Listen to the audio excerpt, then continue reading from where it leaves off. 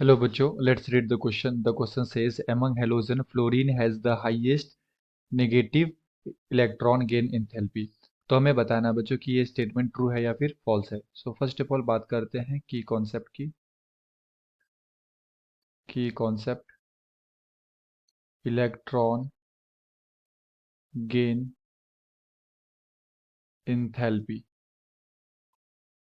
तो basically electron gain enthalpy क्या होता है कि अगर हमारे पास कोई गैसियस एटम होते हैं और इसमें हम लोग इलेक्ट्रॉन को ऐड करवाते हैं तो ये किस में कन्वर्ट हो जाता है, एनायंस के अंदर कन्वर्ट हो जाता है. तो जो भी एनर्जी ये रिलीज या एब्जॉर्ब करता है बच्चों, इसे बोलते हैं इलेक्ट्रॉन गेन इंथैल्पी.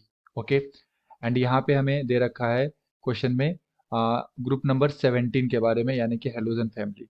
तो सबसे पहले आता है फ्लोरीन, फिर आते हैं बच्चों क्लोरीन, ब्रोमीन एंड आयोडीन.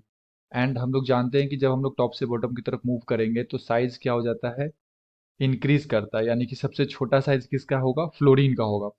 तो इलेक्ट्रॉन गेन इंथैल्पी जो है is inversely proportional to size.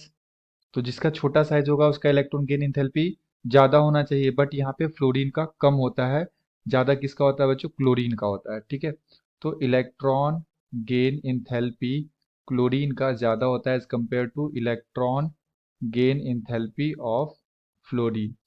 ऐसा क्यों होता है, due to a small size of fluorine. Fluorine का साइज सबसे छोटा होता है बच्चों. तो यहाँ पे क्या होते हैं, inter electronic repulsion.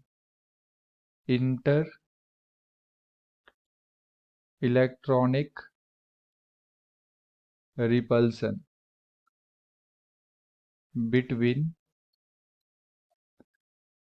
Valence electron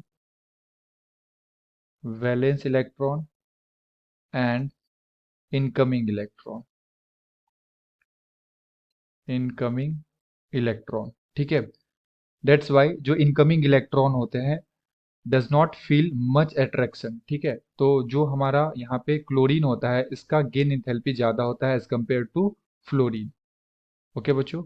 तो हमें यहाँ पे दे रखा था क्वेश्चन में among halogens fluorine has the highest negative electron gain enthalpy. तो ये स्टेटमेंट कैसा हो गया, फॉल्स हो गया. Hope you have understood it well. Best of luck. Thank you.